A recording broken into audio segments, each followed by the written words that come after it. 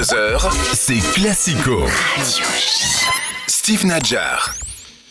Pogba is back. Paul Pogba a donc trouvé son nouveau club et non des moindres, le milieu français va s'engager pour 2 saisons avec Monaco. RMC Sport l'annonce même sur place dès demain. Vos premières réactions, on va démarrer avec toi Clément Pernia, à ce premier gros transfert de l'été en Ligue 1. Bon, c'est plutôt une bonne nouvelle. C'est plutôt une bonne nouvelle pour toutes les parties.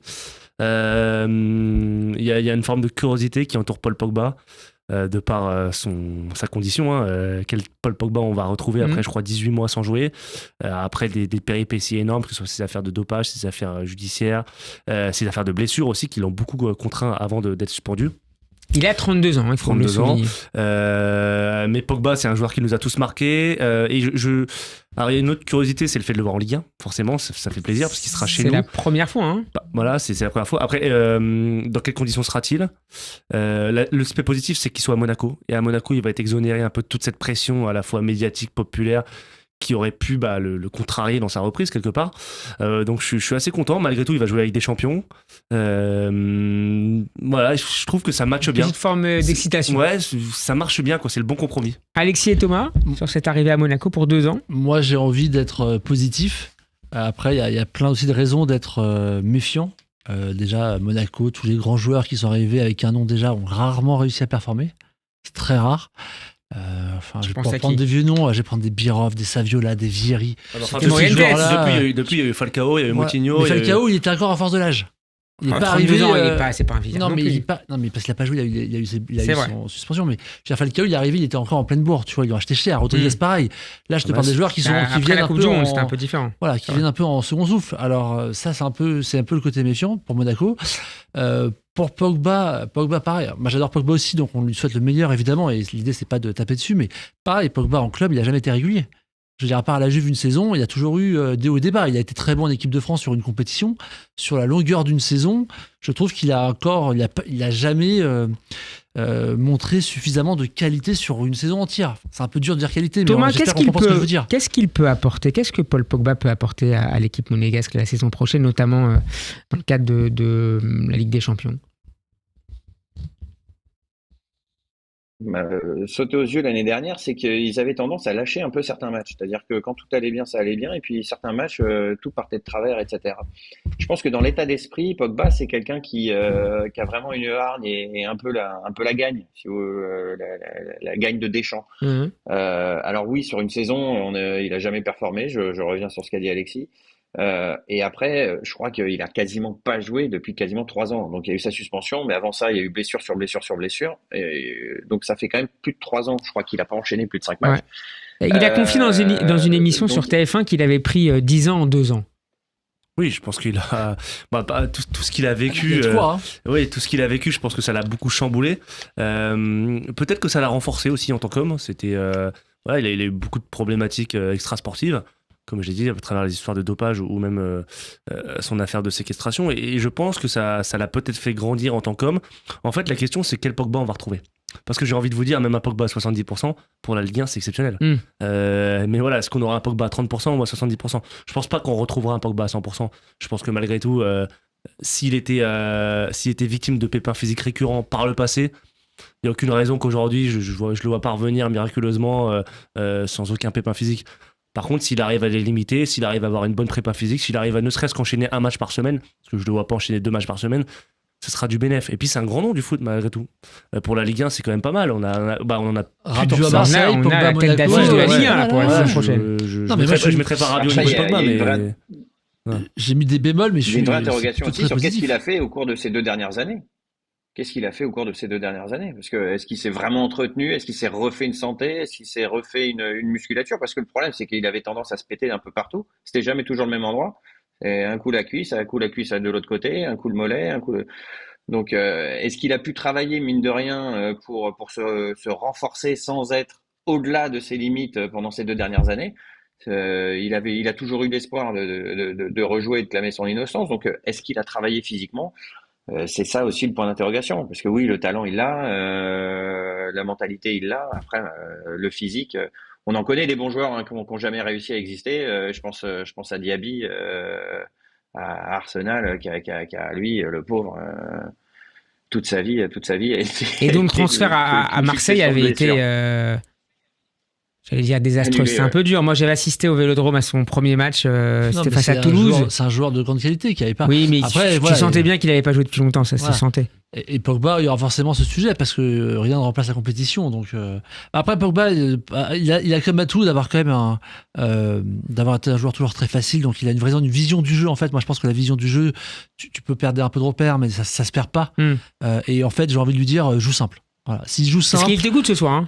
J'espère qu'il écoute ce Radio J. Non, mais il aura des conditions. S'il joue simple, je pense que on peut retrouver un bon Pogba. Et le problème de ces joueurs-là, c'est de vouloir trop montrer. Il peut vouloir trop en faire. Et c'est ce qu'il faudrait éviter. Je suis sûr qu'il en est conscient, évidemment. Mais voilà, s'il joue simple.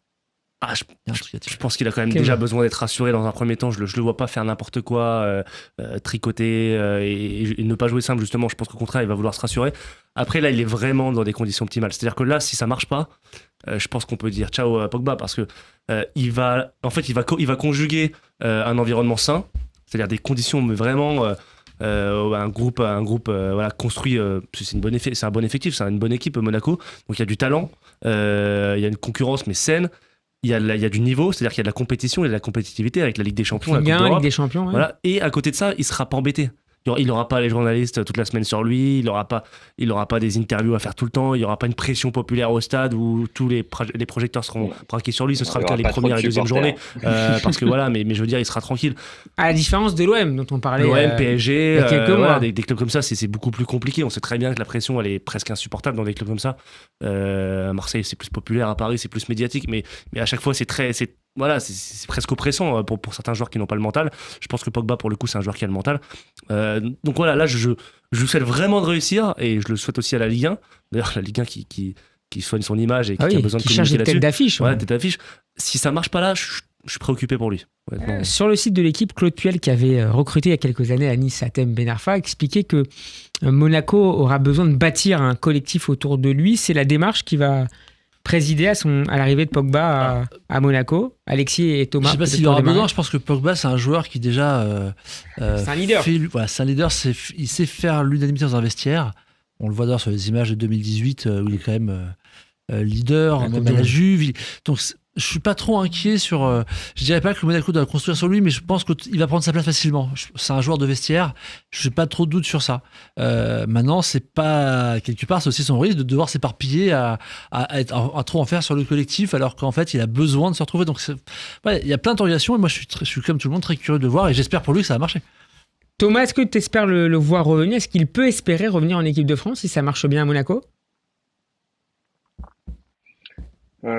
C'est difficile à dire. Après, s'il arrive à récupérer un niveau correct, je pense que Didier Deschamps, qui l'aime beaucoup, pourra faire appel à lui. Mais ça va surtout dépendre de son aspect physique. S'il est incapable de tenir plus de 60 minutes, ou même s'il est incapable d'enchaîner 3 matchs, ça va être impossible. Et même toute l'affection que peut avoir Didier pour lui, je pense que il pourra pas décemment. Bien qu'il ait pris des joueurs dans son effectif juste pour faire le nombre, hein. Mais oui, enfin c'est pas. Mais c'est peut-être pas un joueur facile à installer sur le banc. Moi, je suis convaincu que s'il est ne serait-ce qu'à 70-80%, Deschamps le prendra pour 2 raisons qui ont été évoquées. Déjà parce que ça a été son joueur phare. Presque son capitaine officieux et un vrai leader de cette équipe, et il a l'expérience des compétitions de haut niveau et tout. Et surtout, c'est que le milieu de l'équipe de France, il est la Bérésina en ce moment, qu'il n'y a personne, littéralement personne aujourd'hui en milieu de terrain, que Tchouaméni, il n'est pas au niveau, que Rabiot, il n'a pas les épaules, que Guendouzi, etc. Ça vaut pas Matuidi, Kanté, Pogba qui ont porté l'équipe de France lors des grandes heures. Et je pense que s'il peut compter sur Paul Pogba, ne serait-ce qu'à 70-80%, qu'il est en forme, même pour un mois, il le fera, il le prendra. Comme il a fait avec N'Golo Kanté d'ailleurs. Sur Monaco, il y a un autre nom qui circule ces dernières heures, celui d'Ansu Fati, qui pourrait rejoindre la Turbie, l'international espagnol de 22 ans, plaît beaucoup à Monaco. Les Barcelonais réclamaient à l'origine un transfert sec, mais on parle désormais d'un accord pour un prêt. Il n'a joué que 11 matchs la saison dernière. Qu'est-ce que vous en pensez, Fati à Monaco ? C'est très dubitatif de mon côté. D'ailleurs, c'est étonnant parce que ça va un peu à l'inverse. Tout le monde parle du PSG. On en parlait tout à l'heure avec le PSG. Tout le monde suit le PSG. Et donc, par définition, le PSG, c'est prendre des joueurs pas connus à fort potentiel. Et là, c'est un peu le retour des vieilles gloires ou des Bon, des enfin, joueurs 2 ans, qui ont Fati, pas... c'est pas non plus. Non, mais Fati, il est arrivé comme le pas successeur de Ricardo Messi. C'est pas Ricardo Fati de Sochaux. Voilà, ouais, mais il est arrivé comme le successeur de Messi, et puis depuis, il n'y arrive pas. Il a quand même été prêté de mémoire déjà. Il a pas. Donc, il est à Brighton, hein, Fati. Je crois que ça n'a pas donné des super résultats. Je suis un peu mitigé sur tous ces transferts. On a vu Moukoko à Nice, c'est le même esprit que Fati pour moi. Voilà, le résultat a été plutôt catastrophique. Ouais, on sait. Clément et Thomas pour Le conclure. problème, c'est des joueurs dont on n'a aucune certitude, qui peuvent flopper. Il y a toujours une chance de réussite, mais qui peuvent flopper. Il a trop peu joué, il a trop peu montré au haut niveau pour dire qu'à Monaco ça marchera. Donc je suis assez dubitatif aussi. Thomas. C'est un peu la loterie aussi, hein. Je partage le point de vue. C'est un joueur qui n'arrive pas à enchaîner les matchs, qui est souvent blessé aussi.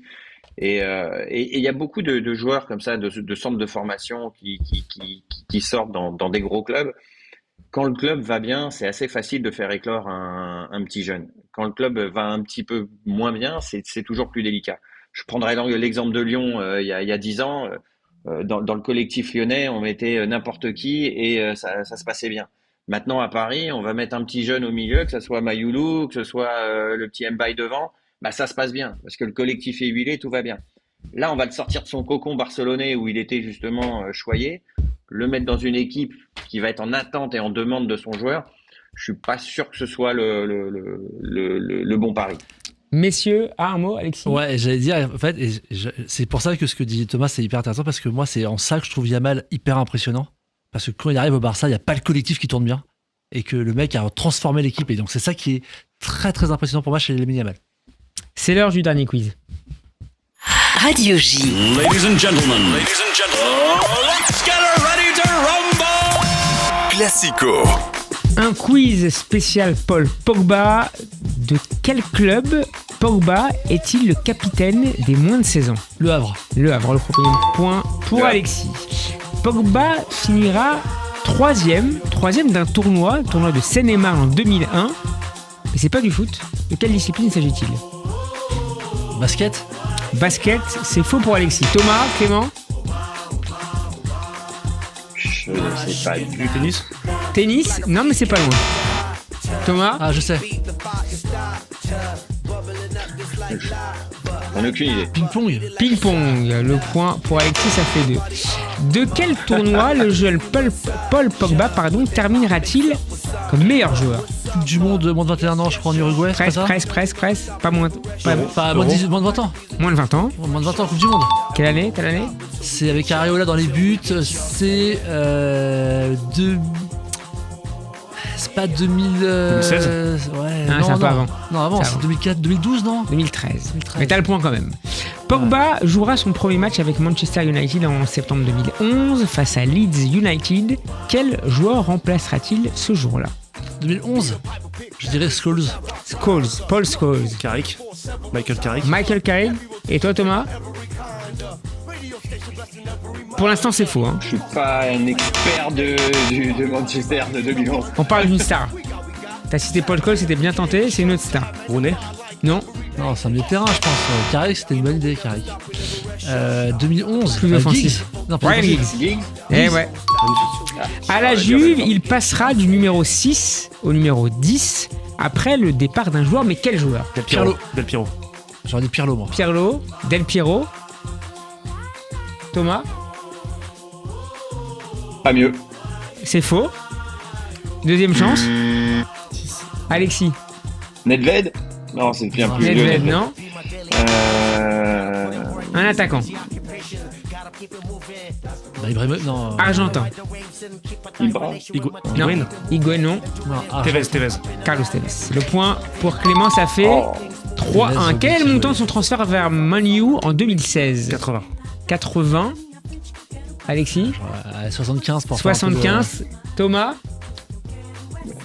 On n'avait pas touché les 100 millions? Eh ouais, on avait touché les 100 millions. 100. C'était le transfert de l'été, le plus grand transfert de l'histoire. C'était le premier 100 millions. 105 Oui, c'est vrai. millions plus 5 de bonus. Quel est cet été-là, on est en 2016, quel est le deuxième plus gros transfert de l'été 2016? C'est vers la Juve. bah c'est Higuaín, 90 C'est Higuaín, millions. 90 millions. Bravo à Alexis. Le point pour Thomas, le point pour Alexis. Quel numéro portait la pioche lors de son retour en Angleterre entre 2016 et 2022 ? Le 6. Le 6 pour Alexis qui ne vous laisse rien que des miettes ce soir. Contre quelle sélection honore-t-il sa première avec les Bleus ? Ah, c'est dur. J'ai envie de dire Autriche. Autriche, non. Il me paraît bien proche des fiches depuis tout à l'heure. Franchement, Alors, J'en ai aucune idée. 198, je vais te dire la Guinée. la Géorgie. Bon. Combien de sélections pour terminer ? Paul Pogba, 78. 78. 71. 71. Thomas, J'aurais dit 66. 66, c'est faux. 91. Merci, messieurs, d'avoir été Merci avec à toi. nous. Clément Pernia, je rappelle le titre de ton livre pour tous les amoureux et les supporters du Paris Saint-Germain. Héroïque à jamais dans nos cœurs, le livre officiel de la victoire du Paris Saint-Germain en Ligue des Champions. C'est publié aux éditions Amphora. Merci Alexis Vizan. Merci à tous. Thomas Zetoun d'avoir été avec nous depuis Miami dans cette Coupe du Monde des clubs. Merci également à Benjamin à Merci la à vous. réalisation. Très bonne soirée à l'écoute de Radio J. À la semaine prochaine pour un nouveau numéro de Classico. Radio J.